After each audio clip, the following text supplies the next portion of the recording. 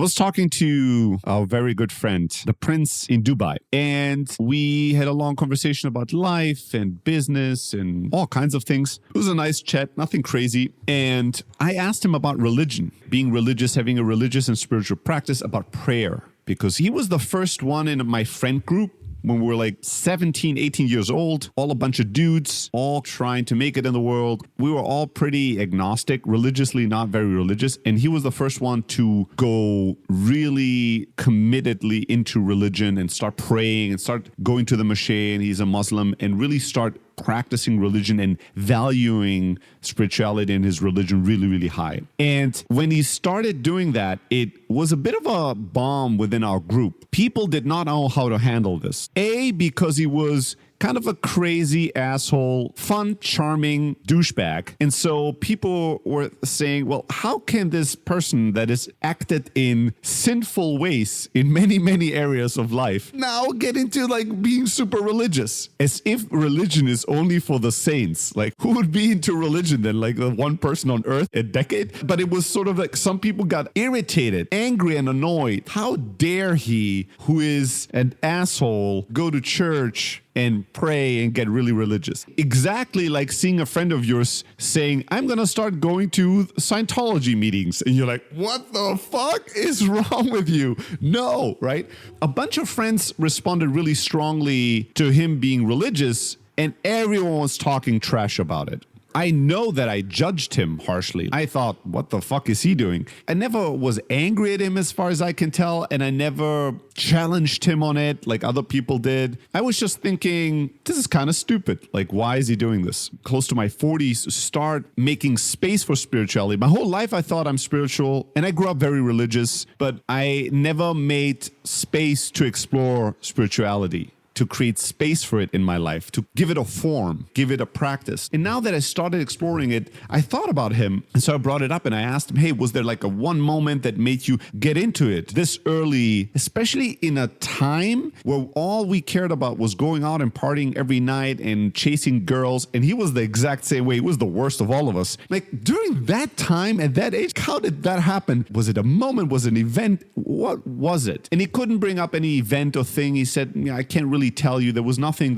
no aha moment, no big moment. But he started telling me about some of the scriptures that he read that really impacted him. And some of the things that he mentioned I could completely relate to, and some of the things that he mentioned to me I could not relate to. But it was kind of a beautiful conversation. And eventually, he started talking about the sense he has in prayer. When he prays, it's sort of this reverence and this recognition how small a human life is and humanity in general, and how much bigger God is, or the universe or whatever, and how all our lives, all our troubles are not even a flick of a moment of time, not even like a little blip in the sea of the universe and life. He used a really beautiful word. He's like, when I really get into, and I'm very, very deep in prayer, I'm completely empty. And it's sort of a beautiful emptiness. I thought that was a remarkable way, a really powerful way to describe it, a beautiful emptiness. Then he started talking about our friends when he was younger and nobody supporting him and everybody challenging him or making fun of him for being religious. And he said, you know, all that didn't really bother me that much. And then I thought it was curious what he started talking about. He said, you know, what bothers me more sometimes with my friends is that still some of them till today have a very arrogant outlook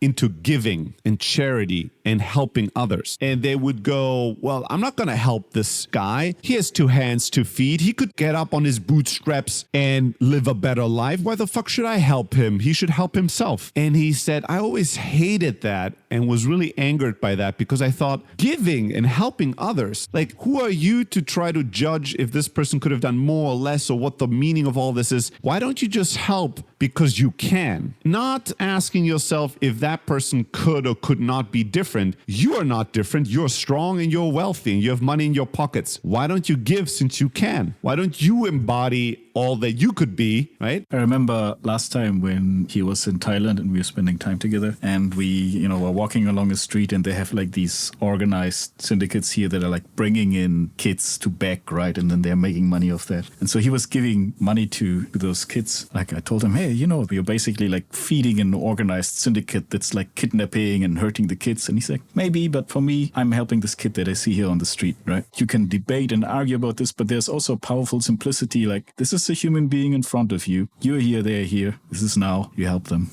You help them, and if that help doesn't work out, then that will play itself out the way it won't. Because if you overthink things, it's very hard to give anybody or anything. Right? We were recently in a situation, Anthony, me, and Tom, recently there was something that happened. We wanted to help. Anthony did all the research and work to figure out a venue to help in a very complicated situation. He presented us something that cost a good amount of money, and there were still very many question marks. Will this really go into a good cause? Will this money really reach those people that we want to help? If it reaches them, would it really help them or not? Like, there's so many unknowns, right? So many things that we don't know. And if you go down that path too little, you're never careful or thoughtful, you might do more harm than you do good in the world. But if you go down that path too much, you'll never do anything. If you try to think it through till the end, you'll never do anything, because there's just too many potential risks, too many things that you won't be able to analyze, where you won't have the proper information. And so you'll always be paralyzed to do nothing. I will not determine who I help or not based on some judgment system that I will never have the information on. Will this really help this person or not? Could this person help themselves or not? Is this person a good person or not? Is this a good cause or not? Is this organization going to handle my money? Maybe I should just ask myself, who do I want to be and what can I do? And if I can help and I want to be a helpful person, I'll help right now and hope for the best. But, don't use that as an excuse, which it can be, to not do anything, to never attempt anything, because you're like, well, that the money never goes to the right causes and helps the people. And when you help somebody, you really protect them from helping themselves. And then you get to an attitude where you're like, I should be as selfish as possible. That's the best thing for the whole world at all times, right? You get to that extreme end of the spectrum. Ayn Rand philosophies of the world, where it's all just the more egotistical you are, the better for the whole world. And part of that is true. You have to take care of yourself before you want to take care of others. And being somewhat selfish and having self-interest is not a bad thing. But that extreme level of all there is egotism and everything else is stupidity is also crazy. The flip side of it was much more challenging and interesting, because so he gives me this speech about why you should give, and why you should help, and why it's important for him to give, to be very giving and to help and not overthink on the helping side. And then I challenged him and said, everything you say makes a lot of sense to me, because he was telling me about how God will judge you if you're a giving person or not giving person. And then I said, I would not be surprised if God in this context would also ask you, how well did you receive the help I sent to you? Right? When you were in trouble and I sent help, did you take it? There's this story where a believer falls in the ocean about to drown, and there's like a little boat that comes and he's like, no, I'm praying to God, God will save me. And then the little boat goes away, and then a larger boat comes and is like, no, I'm praying to God, God will save me. Goes away, and then something else comes along. It's like, no, I'm praying to God, God will save me. And then he drowns and goes to heaven and goes to God. God, I was believing in you the entire time I was praying. Why didn't you come to save me? And he said, what do you mean? I sent you a boat. I sent you a larger boat. I sent you like 7 different fucking things, right? And it's sort of that thing where it's, hey, when you were in trouble, and I know him and I know that he's been in trouble many, many times and he never accepted any help from anybody. Like, when you are in trouble and God sends you help, why don't you take it? Why don't you accept it? That's also important. It's important to help others. It's also important to allow others to help you. Because otherwise, your helping is not truly an expression of love, because if it was, you would accept it fully when it's expressed to you. It's an expression maybe of dominance, of power. It's an expression maybe of goodness, but still in control. When you accept help from others, it's also you being love, you being goodness, but the weaker part of it, the receiving part of it. And that can also take sometimes even more courage than the giving of help is the taking it when you need it. Again, we always go to the yin and yang, black and white, the flipping of ideas on its head. The thing that you feel the strongest of doing for others and for the world, if you flip it around, how much of that have you accepted for yourself? Whenever we are very heavy-handed in one area, it usually points to that we don't accept anything on the reverse flow of that road. And that also points to something. That also points to real work, where you're giving X amount of dollars every year. If if you add a 0 to this, you're not 10 times more good. Maybe you just have to work on now receiving more help, getting better at saying yes to help when you're in trouble, when you need a helping hand from somebody else. And sometimes somebody might be in a position with very little effort to help you in a way that unlocks a lot of good, where if you try to achieve that yourself and you don't accept any help, it can take a lot more time and effort to get to that point, or you never get there, right? Maybe you never get there. Maybe you never get there and then you say, I was never lucky. I never got the opportunity. Look how hard I worked. If I worked this hard and I struggled this much and I'm this strong and this smart, how come I never got there and other people get there much easier and faster? It must be because the world is unfair. It must be because I was not lucky. It must be something. And it's like, maybe you just didn't accept the blessings of the universe or God's help, right? And I think of my cousin now in Greece, who's like, gets close to his 50s and has nothing in the bank account, earns like a couple of $100 a month. And he is surrounded, all his friends are financially more successful than him, have better careers, have wealth, have assets. He is very smart. He's a great friend. He's funny and he's charming. Everybody enjoys hanging around with him. But he's the only one that's broke from all these people, that jumps from one crazy scheme to the next, from one short-term job to the next. It's just not getting out of that place. And one contributing factor, not the only one, but one contributing factor to all this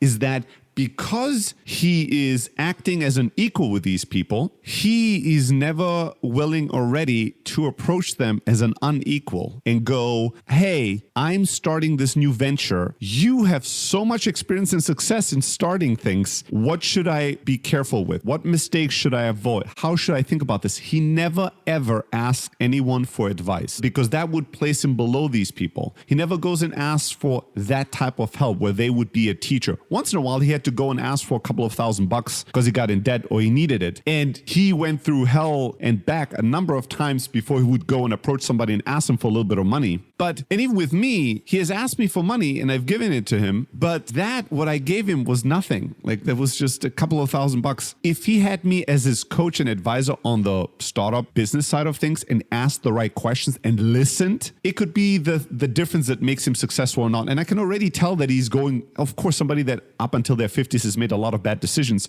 keeps using the same train of thought and the same habits with these new ventures. And he's again going down the same road that he's gone down many, many times. He'll end up again somewhere where he's in trouble. He thinks, look at all the entrepreneurial things I do. I'm smart. I'm not dumber than all these people. I'm not less capable than all these people. Why isn't it working? He is convinced, this is a conversation he's never had with me, probably because he knows that I would not accept it, but he had many times with my brothers that are also very close with our cousin. Many, many times he's tried to convince them the only thing that has missed in his life was a little bit of luck. Other people get lucky. They're dumb, they're lazy, they are lucky, and they're rich and successful. He is smart, he is capable. The only thing that has eluded him was luck in life. And you hold on to that belief as he does, and you hold on to your ego of never wanting to place yourself below others and go, I need your advice, I need your coaching, I need you to teach me. Not just we're hanging out, we're cool, but here in this area, I'm gonna humble myself and I'm gonna place myself below you with bowed head. I'll say, please teach me, please tell me, please guide me. I'm clearly lost. I don't know how to walk this way. If you're not willing to ask that, he struggles his whole life maintaining the idea that there was nothing else he could have done while being surrounded by wealth and success. And it's just a hand away. Like all he has to do is reach out to a helping hand and they could teach him the ways of success and wealth. He doesn't. He's drowning on his own, thinking there's no other way that this could play out. And when he finally fully drowned and dies, he'll go to heaven and go, why didn't you give me a little bit of luck? Everybody else was lucky. He's like, well, I surrounded you with rich and wealthy people and they all wanted to help you. Like, how much more luck could I give you in life? You're healthy. I made you smart. And I've had placed 20 people around you that are all successful. How much more luck do you need? You just didn't see these people as blessings and luck, and their help is something you could easily reach to find wealth in your life. You thought, look at all these people being rich and wealthy and I'm struggling. I can't show it to them. I also need to get there. And all I need is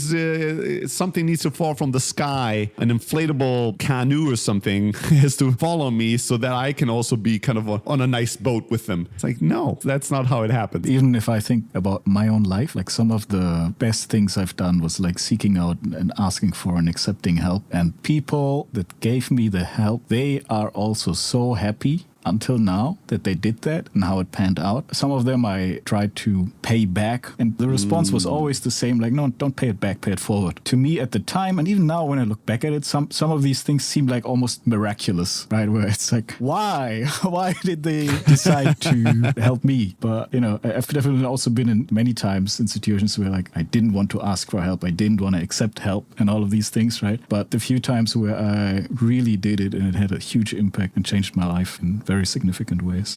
I remember talking to my mother about this syndrome of I love helping people, but I cannot accept help. I love praising people, but I can't accept praise. And then I told her, when you help somebody and the help was fully accepted and received and they were able to do something with it, how does that feel to you? She's like, of course, amazing. I said, well, why do you then reject giving anyone that amazing feeling back? You withhold that from others. They also want to feel amazing having helped you. And you go, no, I don't allow that. Food. This is still my favorite story. This was a turning point in me understanding what I did to my friends by never accepting anything from them. It was dinner with Sofian in New York. I was paying always for everything. I would never allow him to pay. And then he goes, this meal I will pay. And I go, no, are you crazy? And I would always have these jokes. Oh, when we go eat Hummer and champagne, you pay, I pay this. Or when we go to your place. Or then it's like, I always had something, some funny little remark to like shut people down. And I remember telling him, are you crazy? This is my town. You're in New York. You're my guest. Shut the fuck up. You're not paying for anything. Da da da da da. And then he stopped me and he looked seriously at me and said, listen, you love, and it's important to you to give and to be very gracious in how much you give to your friends. I appreciate that about you. I like that about you. You like your bank account of giving to always be up. I appreciate that. I understand that. I also want my bank account to be up. But when I'm with you, I'm always in debt. It's always in the red. And I don't like how that feels. And if you maintain your position, I will just stop hanging out with you. I will not be your guest anymore because I don't like how it feels. So please let me pay. And I went, okay. I'm like, oh shit. I never thought of, nobody ever told it to me that way. I never thought about it that way. And that was one important turning point of many, many, many where I had to learn and still have to learn to accept help and to fully receive the gift that God, the world, the universe, the people that love me, the world has to offer, right? Fully receive, say yes to, fully accept the blessings, the gifts, the luck, the help that's out there instead of rejecting all of that, but then heavy-handedly killing myself to give as much to the world as if that could ever fill the void that I create in people and myself by rejecting, by saying no to the very thing that I want to give every day into everybody. Like learning to accept the blessings that life offers you and not cherry pick the blessings. And oh no, God is gonna save me and I expect God's hand to come from the fucking cloud and pull me up. So if it comes in a little boat with a bunch of people on it, I will not accept it because it's not God's help. It's like, how do you know what God help look like? Is it help? If yes, it's God's help. If it's helpful, it's the universe's help. If what you believe in, like my cousin doesn't believe in God or the universe or anything like that. So for him, he believes in luck. Like that is the blessing that the life has to offer is luck. So if you believe in luck, then being surrounded by wealthy people is your luck. Don't cherry pick what is God or not, what is the universe or not. Take it in any form it comes because in all forms, it is the thing you're seeking. Just any help is a higher version of help. You just have to accept it fully and then you're going to get blessing and blessed by it. But yeah, that is not always easy. Even, it's not just about saying yes to somebody giving you something. It's about how much you open your heart and letting the thing in that comes with good intention into your life. Because some people will think about friends or people they know that are like very selfish, like, oh, that person always is happy for me to pay for dinner. Never reaches into his fucking pocket. Always accepts the blessing, right? That's not accepting a blessing because in the moment that when you are paying in this kind of a dynamic, when you pick to your wallet, you have resentment and anger and you're also ashamed. Maybe there's a bit of shame because you're like, I can't just sit here and look at the other person awkwardly and go, are you going to pay? So I'm going to pretend rent that I have to pay, although I really want the other person to fight it out with me, but the person isn't fighting it out. You're not blessing anybody because you paid. Because what you're really doing in that moment is saying, I want you to pay, and I feel ashamed if we have a conversation about pay, and you are selfishly thinking, let that fucker pay, or you're not thinking about it at all, and I get angry at it. That's what you're giving that person. You might be paying for the meal, but you're not really handing out any kind of blessing. It doesn't come from a place where they accept your blessing, your love. Their heart is not filled with anything. Maybe they're selfish, maybe they're lazy. They accept that you're paying for something, but it's not that kind of a blessing. It's not going to really fill them because that you're not giving freely, right? It's a totally different exchange. This is a whole subject on its own, like receiving help, asking for help, taking help. Remember, I would tell people in your career and work, I used to tell people when they joined, what's one of the biggest differences between the people that become very successful at our company and those that don't? There were a couple of factors. One key factor was how well do you know how to ask for help? The determining factor for your success. There are people that internalize all their problems, that hide when they have problems. They usually sink. And then there's people that vocalize, that speak out, that ping people and see everybody in the company as one team and part of the resource that will help and enable them to be successful and then give back to the company. These people that ask for help and know how to take it when it's offered to them, they do much, much better. And this is in general true in life. If you don't know how to ask for what you want, you're never going to get it. Nobody's going to know what you need and want and just offer it to you in the right words, in the right way that is acceptable to you. This is not how the world works, not how life works. And so even in your career, it doesn't matter if you work in a large company or if you're an entrepreneur, if you don't know how to ask for help and how to receive it when it's offered, life is going to be a huge struggle, much bigger struggle than it needs to be. We make life significantly harder than it needs to be when we reject the blessings that